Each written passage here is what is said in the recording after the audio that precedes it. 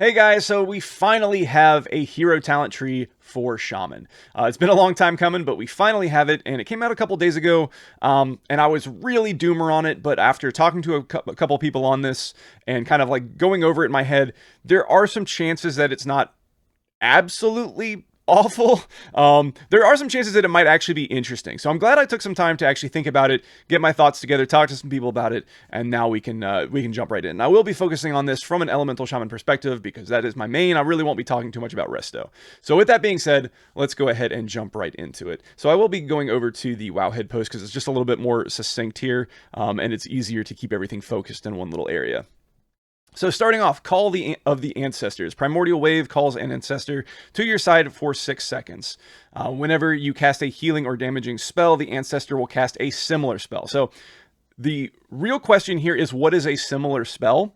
And we'll talk about this at the end, but depending on what that means, completely changes how we view this, if this is good, bad, or completely terrible. But for right now, we'll just kind of go through them all, and then we'll come back around at the end. But that word similar is really questionable. Is it going to work like a mirror image for a mage where it just casts lava burst and lightning bolt over and over again? Will it even cast chain lightning or earthquake? Will it do those things? Will it change based on single target or AoE? We just don't know. We don't know what a similar spell is, but we'll come back to that at the end. And just keep in mind, like right now, just 6 seconds, Ancestor appears, does some stuff, and then goes away.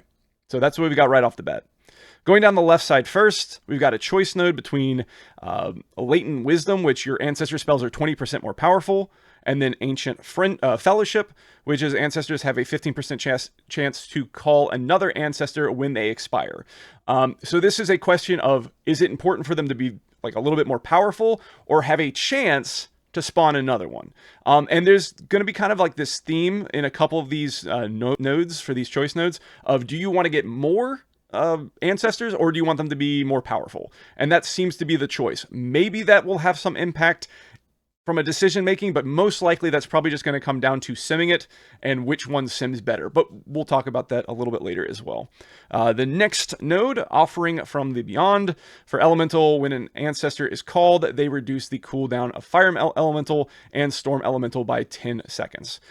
So obviously we're going to have one or the other of those. So again, that gets a little bit more value when you're going into those builds where you get more ancestors called, because you're going to have more of them expire, but either way you're getting some benefit out of that. Again, Fire Elemental is such a very weak cooldown, but getting 10 seconds reduced could be something that matters. Again, like even having permanent Fire Elemental is really not insanely powerful, so this is just kind of, it just kind of is. It sounds really powerful on the surface, but Fire Elemental just is not a huge part of our damage right now. And another thing to keep in mind, I probably should have said this at the beginning, is you got to like completely strip your mind of like where tuning is right now. You can kind of use it as a loose guideline, but especially like with tier sets and stuff, we're not going to have any of those tier sets. The way that Elemental plays right now in Season 3 and then moving into Season 4 with getting a ton of lava bursts out because of our tier set will not be a thing. It'll be much more baseline, so just make sure you're removing that from your mind as well as we go through these. And then we have a defensive node. So we have a choice between Nature Harmony and Earthen Communion. So Nature Harmony reduces the cooldown of Nature's Guardian by 10 seconds and causes it to heal for an additional 5% of your maximum health. Just so everyone's on the same page here. Nature's Guardian is this here, which is when your health is brought below 35%, you instantly heal for 20% of your maximum health and can't occur for more than 45 seconds. So that would become still triggering below 35% health, but it would now heal for 25% of your maximum health, and it can't occur more than once every 35 seconds is what that turns into. So it's better than it was, and the other one being Earth Shield has an additional 3 charges and heals you for 25% more. Okay, so comparatively, like in a bubble, like both of those are better than what we have now, sure. But if you look at some of the defensive nodes that we're seeing in other trees, this is incredibly underpowered comparatively. Like Resto Druid and Balanced Druid have a node that when regrowth is on you, so the dot of regrowth, which lasts for a while, like it's over 10 seconds, right? You take 8% less damage, just right off the top. 8% DR right off the top for just having your regrowth on you, meaning that both of those classes can essentially have permanent 8% DR if they want it. Obviously, Balance doesn't want to be casting a whole lot of regrowth if they don't have to, but having access to that, especially for that class, because like Balance is kind of in the similar situation to Elemental, where they do not have a whole lot of good defensives. They're very similar to us in that fact. That's insane. The nature harmony does not come close. Neither of those come close to something that powerful. And then if you look at Spellslinger, which is the newest one for Mage, that has a node where after using Alter Time, I'm not going to bring it up, but after you use Alter Time, you also drop a mirror image. And mirror image, if you don't know, lasts for 40 seconds, and while it persists, reduces your damage taken by 20%. So on a 1-minute cooldown, they have access to a mirror image that gives them 20% DR for 40 seconds. Now, obviously, if you take direct damage, which almost never happens in PvE, it does happen occasionally, but for the most part, you're not taking direct damage. But if it does dissipate and just goes away. But for the most part, in most situations in PvE, especially in a raiding environment, you're not taking that direct damage, which means that Mage just has 40% or 20% DR for 40 seconds on a 1-minute cooldown. That is actually insane. And also, Alter Time is also a defensive. So it's just like a defensive on top of a defensive. And they also have another defensive node in that tree. The point that I'm trying to make here, I know it's long-winded to get back around to this, the point is there's a lot of good defensive options that other classes are getting. This is not good by comparison, like at all. This is really just barely scratching the surface of calling this better. You also have the talent into it in the first place. Now, not every single Elemental Shaman is talenting into... there you go. Is talenting into Nature's Guardian. You're never skipping this. We're trying to get all the defensives we can. But it's not a whole lot. It's very small.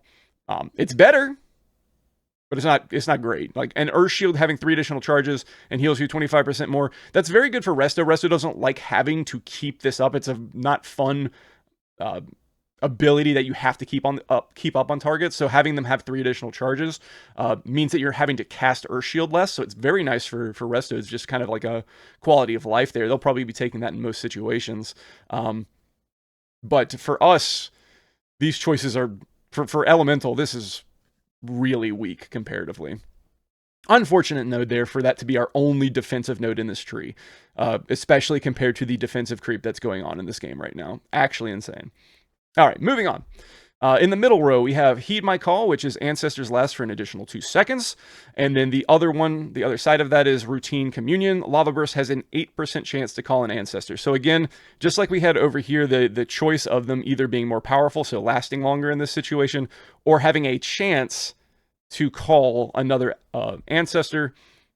I think that's mainly going to come down to sim numbers and which one is more powerful. I don't think that's really a real question of decision making outside of asking a sim which one does more damage, but we'll see. There's one other talent in here that does kind of lean more towards calling more Ancestors. So that was where my brain was originally going. But again, we'll get to that in just a second. So I think mainly on the surface here, both of these just come down to a sim question. Then we have Primordial Capacity for Elemental, increases your maximum Maelstrom by 25%. I am going to mention that Resto increases your maximum mana by 5%. Yikes. That's a node. Woohoo! 5% mana. But increasing your maximum Maelstrom by 25 does have a possibility to have some kind of impact, especially when playing with Elemental Blast. Especially right now, I know the tier set, we shouldn't be thinking about that so much, but we kind of live in that world where it's hard to get, if you don't have the tier set, it would be hard to get Surge of Power on both of your, Stormkeeper charges if you're playing a build that we see a good amount, like a build like this, where you have your Surge of Power, you have your Stormkeeper, and you're also using Primordial Wave. This is being used on, Gnarl Root and Agira, and even Farak if you're going for maximum damage. So a build like that could possibly be seen played in this build or with Farseer. So having an extra 25 Maelstrom would help get those Surge of Powers out more reliably in a situation where Primordial Wave isn't also giving you Surge of Power. It does give you that ability to get back to that Surge of Power after an Elemental Blast when you're using Stormkeeper. So 25% additional Maelstrom is kind of nice. I'd prefer it to be 50, but we do have the option of possibly getting to it if we come down the middle here and get it from here. It's very hard to get in this build currently because it's where it's positioned. But like 25 is pretty good. It does help free up some of that. This one here. It does free up some of that. That crunch from not being able to get quite enough Maelstrom to get back to another Elemental Blast. So that is kind of nice for builds that use Elemental Blast and Surge of Power. So it's definitely not nothing for Elemental. Then we have a Maelstrom Supremacy. Increases the damage of Earthshock, Elemental Blast, and Earthquake by 8%. This is just as I've heard a couple people describe it as these are tuning knobs. If Farseer is falling behind too much to the other one, what is it, Stormbringer or whatever, they can tune these up if they need to. You know what? But with this tree, they could also tune up the damage of the ancestors. So it feels less necessary to use these kind of nodes as tuning knobs because of the way this one works out. It just is what it is. You do more damage from your spenders in Farseer. Not a whole lot to talk about there. Elemental Reverb going on the right side here. Lava Burst gains an additional charge and deals 5% increased damage. So now we are in this situation where Lava Burst can now have 3 charges and dealing 5% more damage. So like already just like looking at this tree, you can kind of get a sense this is very focused on a fire build with Primordial Wave, with the damage increase to Lava Burst, stuff like that, you know, possibly procking more ancestors because of your Lava Burst cast. This is really going in the direction of a fire build. And just having 3 charges of Lava Burst is kind of insane because now we're in a situation that you're pressing those Lava Bursts, you're reducing those casts as you get down to 0. Maybe you've got 1 charge remaining, you press Lava Burst, and then you proc an Ascendance because of your deeply rooted elements. Now all 3 of those charges you're not only going into Ascendance, but now all 3 of those charges are refilled coming out of that Ascendance. So you'll have that 6 seconds of Ascendance plus 3 charges of Lava Burst after it. So you're getting a ton more Lava Burst. Like right now we are in a situation where we're constantly overcapping our Lava Burst. We'll be in a slightly different situation. Won't be quite as overcappy when we don't have the tier set. Still could happen. There is and this is maybe thinking too hard right now, there is some slight possibility that this does make you want to weave your Master of the Elements just a bit when you have 1 charge remaining after casting a Lava Burst, because you're not as in trouble of possibly overcapping. One of the big things right now is not playing around your Master of the Elements because of the fact that it's just not worth it to potentially overcap. You cast a Lava Burst, you still have that 1 charge. Casting anything else instead of Lava Burst, and then you proc a Lava Surge means that you've wasted a good chunk of cooldown time of a Lava Burst, so it just isn't worth it. With 3 charges, you do have a little bit of room where you can proc something, or you can proc a Lava Surge and not immediately overcap. That might be thinking too hard. I don't think, you know, just in general, just the way that Elemental has gone over the course of Dragonflight, you know, like really trying to weave for Master of the Elements has just not really been worth it, on top of the fact that, yeah, it just hasn't been worth it. I don't think this will make that happen, but it could. So just keep that in your back of your mind too. If you're someone who likes weaving gameplay with Master of the Elements, maybe this allows you to do that. That might be me thinking too hard. Moving on, Spirit Walker's Momentum. So using spells with a cast time increases the duration of Spirit Walker's Grace and Spirit Walker's Aegis by 1 second up to a maximum of 4 seconds. So going back to Spirit Walker's Grace, which is, where is it? Right here, and then obviously you'll most likely be taking Graceful Air, which reduces the cooldown, but you call upon the guidance of spirits for 15 seconds, permitting movement while casting shaman spells, castable while moving. So for 15 seconds, you can cast while moving, and then every single cast with a cast time will increase this up to a maximum of 4 seconds. So you'll have pretty much always, you'll get 19 seconds out of this, because the whole point of casting Spirit Walker's Grace is to be casting things that have a cast time while moving. You're not really pressing this when you can just stutter step with an instant cast spell. That's not really the reason why you would ever cast this. You're not usually using it for the movement speed either. It's always for situations where you need to be casting while moving. Casting gives you those 1 second. So again, but basically it just, for the sake of just simplicity, which I have not done a great job of keeping simple so far, but for the sake of simplicity, this basically allows you to have, instead of a 15-second Spirit Walker's Grace, it's now a 19 seconds. For all intents and purposes, that's essentially what this is giving you. And then finally on the right side here, we have Final Calling, which when an ancestor expires, they cast Elemental Blast on a nearby enemy. So This is what I think really ties in the idea of wanting to spawn more ancestors and taking things like routine communion and and ancient fellowship. Both of these have a chance to spawn more, which then gets more value out of final calling. But again, that still does come down to just how many extra ancestors you're summoning, as well as how powerful that elemental blast is from those ancestors. Maybe it's not really that important. Maybe it's not actually going to do that much damage. We simply don't know. But this idea of final calling definitely plays more into summoning more ancestors to get more elemental blasts. Maybe. We'll have to see how it plays out. Again, it just comes down to, all of those things just kind of come down to a tuning number. But it's kind of an interesting idea, right? You're just trying to get as many out as you can so that they expire and get more elemental blasts out. Possibly, we'll see. And then finally down here at the bottom, the capstone, what this is all building up for. Everything leads to this. We've seen a lot of good capstones out there. Ancestral Swiftness. Your healing and damaging spells within 10 seconds is instant and deals 10% increased damage and healing. If you know Nature's Swiftness, it is replaced by Ancestral Swiftness and causes Ancestral Swiftness to call an ancient to your side.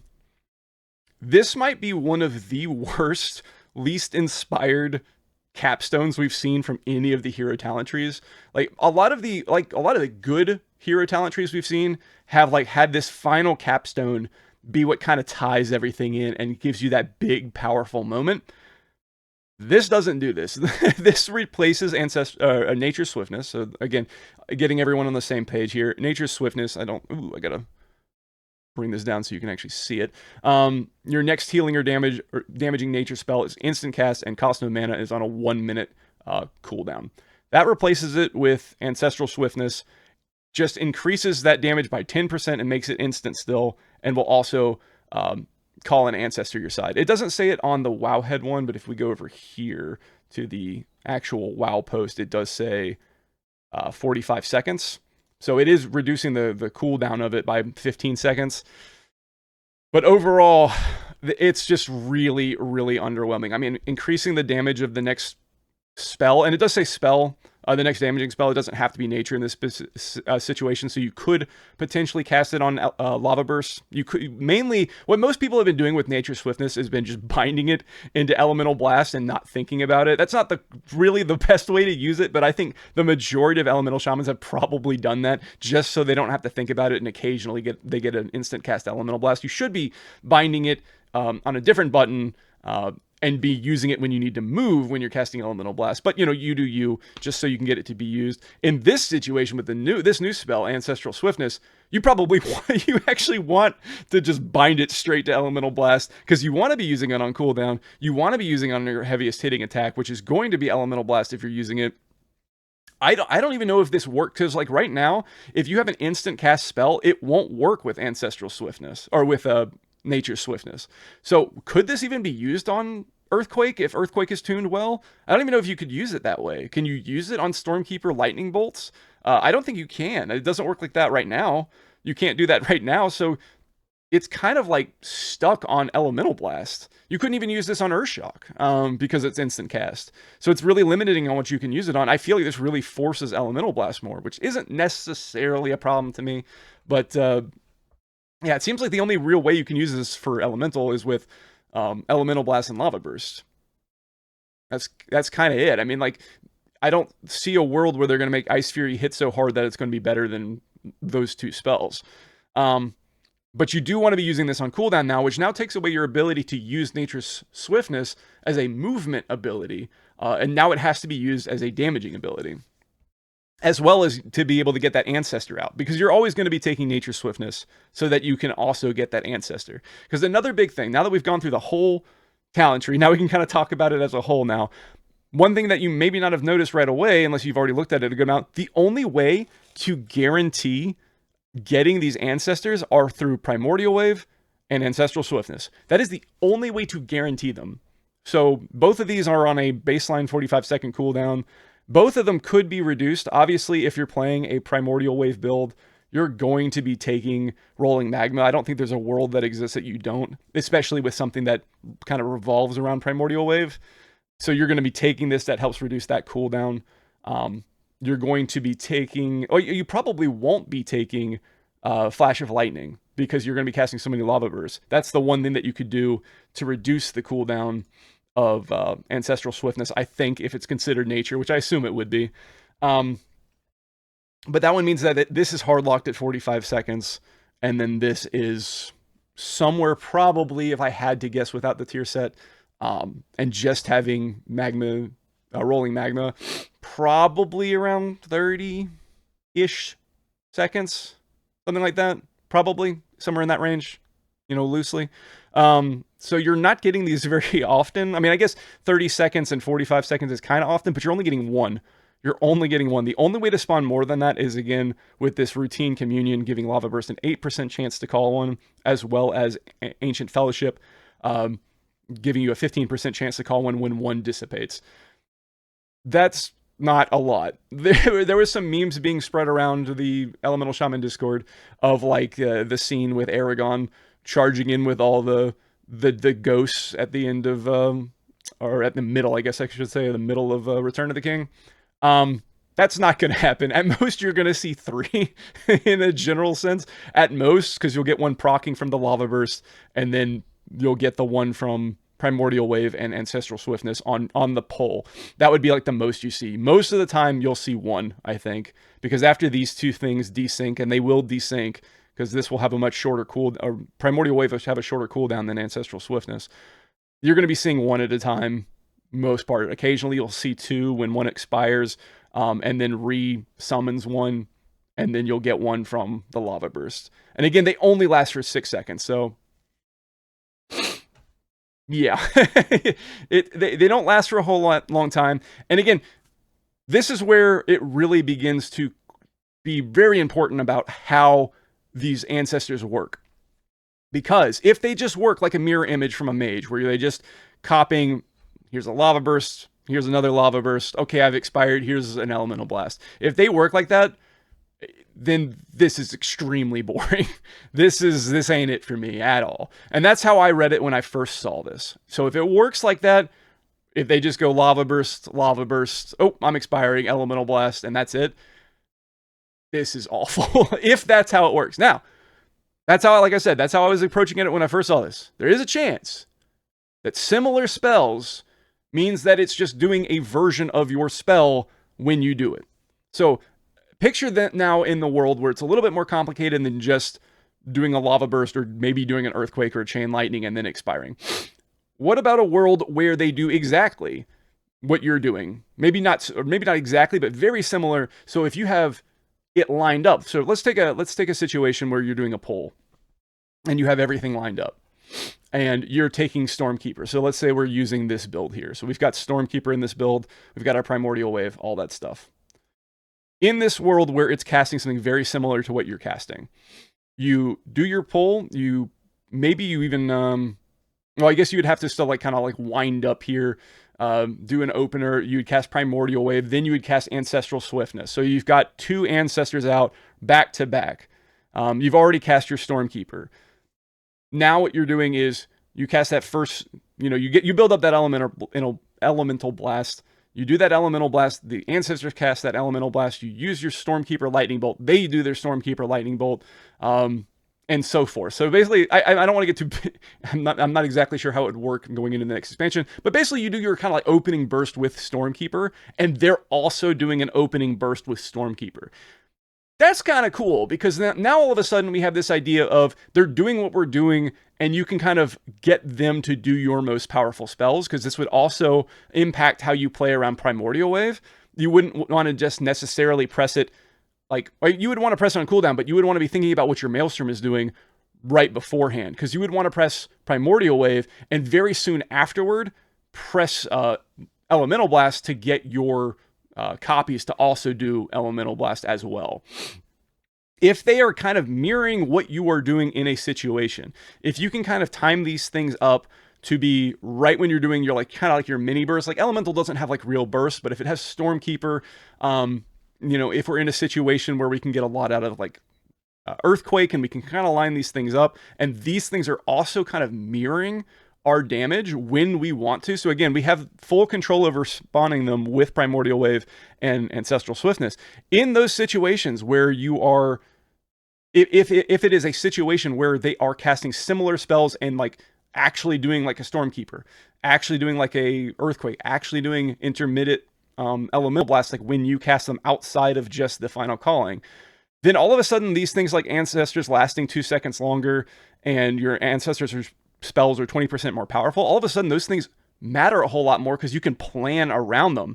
Meanwhile, these just random ones that you can sometimes spawn when one expires or when you cast a Lava Burst, you can't really plan around that, and you're just kind of hoping that they get some decent damage out while they're out, but you're not actually able to plan your cooldowns around it or like really prep for what you're doing and have like a very specific thing in mind when you press your cooldowns. So it does kind of help balance it in that sense. Do you want like really controlled burst, or do you want to just kind of have like even damage but more often? Again, this is all speculation because we don't know how these Ancestors work. But in this situation where you can kind of semi-control what they're doing, I think that actually could be an interesting idea. There's still things wrong with the tree overall. The issues of having Ancestral Swiftness as a capstone is awful. I think that's really bad. I think that you could easily throw one onto Fire Elemental as well. Why not? Just have a Fire Elemental also summon one. Maybe even the idea of during Fire Elementals, while Fire Elemental is up, it summons one every couple seconds, turning Fire Elemental into more of a burst window because it's already certainly not one right now. Why not have something like that? I feel like it needs a couple more ways to summon these that are on purpose rather than just like randomly happening. I think that would be a good idea. I just don't think that this is a good capstone in any version of how these Ancestors are going to work. Ancestral Swiftness is just boring. I mean, 10% increased damage and just reducing the cooldown by 15 seconds on Nature's Swiftness. That's really what it is. And then you're getting an Ancestor. We don't know what the Ancestors are really doing, but this is bad. That's just unimaginative and bad. That's probably the worst thing. I think that's the most criticism I've ever given Blizzard about something elemental. But this ain't it. This is not interesting enough to be considered a capstone in no world. But again, going back, like I know I've been talking for a while, but let's just kind of sum it up here. Like if these Ancestors work, I mean that's really how it comes down to. We don't know how they're going to work, and if they just like work like a mirror image like a mage's mirror image, where they're just kind of doing whatever, just completely ignoring what you are doing at the time, and just kind of doing lava bursts or lightning bolt, maybe just for a flavor difference in color. If they're just doing that and then they expire and then they do the elemental blast, that's insanely boring. I mean, that's just really unimaginative. I will. It hits the theme, right? It definitely hits the theme of like a Farseer, like communing with your Ancestors. That's a theme fit for sure. But if you're not really interacting with these things in any way, that's really boring. But if these similar spells are actually kind of mirroring what you're doing, and you can set up your cooldowns in such a way where you can plan out like what you're going to do, each button press kind of mattering for that 6 to 8 seconds, depending on if you take this talent, like having that, being able, knowing that it's coming and being able to set it up, or even just kind of having like a side priority if you spawn one, like with Lava Burst or something like that. If you kind of have like one's happening, I now need to do this. If it changes that gameplay up in some way, or makes you have to think about what you're doing with your Primordial Wave and that Ancestral Swiftness, if it makes you think about what's going on while the Ancestor is active, then I think it could be interesting. I do think that there is some potential there if that's how it works. But the real thing is we don't know how it works. The doomer in me thinks it's just going to be a mirror image from mages. Like it's just going to be just random casts of stuff. You'll have no control over it, of what it's doing. It'll be all single target, will help you not at all in AoE, and then they just disappear and do an elemental blast. That's the doomer in me talking. I would hope that it at least has some form of AoE. But the fact that it does like a random elemental blast when they expire kind of makes me think that it'll just be single target. Let's hope not. Let's hope even in the worst situation, let's hope like in the worst situation where it's not interacting with what you're doing, let's just hope that they still cast AoE in AoE. maybe I'll just temper my expectations and my doomer right there. They'll still do that. Let's just hope for that they'll still do that in AoE. But the best case scenario of kind of like being able to plan things around it, I think that could be a cool idea. Some things that are still issues. Again, the Ancestral Swiftness, bad. The Nature's Harmony and Earthen Communion. Not bad by themselves in a vacuum, but when you put them next to the other defensive nodes of other classes that don't even need defensive help, like Frost Mage and Arcane Mage, you know, it does not hold up. And as Elemental being one of the worst defensive classes in the game, Shaman in general being one of the worst defensive classes in the game, this just isn't enough to hold up against those other classes. We're not seeing anything that affects like any kind of like raid buffing in here. I didn't really expect it to, but we're not seeing anything that will be like, oh, this is why we should bring an Elemental Shaman for some reason. I wasn't really expecting to see that in the Farseer tree, but with the defensive creep we're seeing in other classes, it does feel really bad that this is the best that we got from a defensive node. And just kind of summarizing, kind of like bringing it all together here at the end, you know, Elemental is still in this really, it's just decaying state of just falling further and further behind from a design perspective of other classes when it comes to defensives, when it comes to raid buffs, and utility in general in a raid environment. In Mythic Plus, their utility is quite good. But when it comes to those things that are irreplaceable, like a not a PI, but arcane intellect or a fortitude, something like that, or just being able to use defensives, rotate through defensives in general, we just are really falling behind. I used to blame community perspective a lot on the way that Elemental was looked at. But the more and more defensive that are given to other classes, the more utility, raid buffs that are given to other specs, the more and more it does kind of have to start falling on Blizzard for the kind of sentiment we're seeing. For instance, Wowhead posted on Twitter, Elemental, Resto Shaman, Farseer Tree still seemed still doesn't seem to add much to these specs, limited utility. Worst case, they'll be able to see far from the bench. Like that kind of like just purely negative sentiment is beginning to feel more and more of a fault of Blizzard not giving shamans what they need to be relevant, and not so much just the community having a negative thought on it. So that's just kind of where we are right now. There is a feedback thread. I'd love to hear what you guys think as well in the comments, but there is a feedback thread for the Farseer Shaman Talent Tree. Right now there's 165 on the, this is the US forums, the 165, and there has not been a single blue post update at all. So maybe in the future, it's only been like 4 days since they posted this. The other classes have gotten blue post clarification on things. Maybe you just need more feedback. So if you're like really been out of shape about this, say it here, but make sure it's constructive. Please, for the love of God, do not be just yelling and being obscene about this tree so far. I mean, just give constructive feedback. Don't be angry about it. But I'd love to hear what you guys think as well. So what do you guys think about the Farseer tree?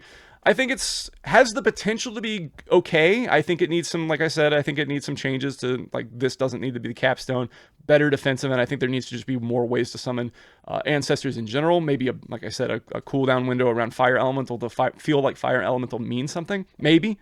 Something like that, just a little bit more oomph. I think if they are actually copying spells, that it could be a good idea. And if it's just mirror images that just cast random stuff, then I think this is actually just garbage if it works like that. So what do you guys think? How do you guys think it'll work? Let me know in the comments. I stream at Twitch at twitch.tv/Ridmark.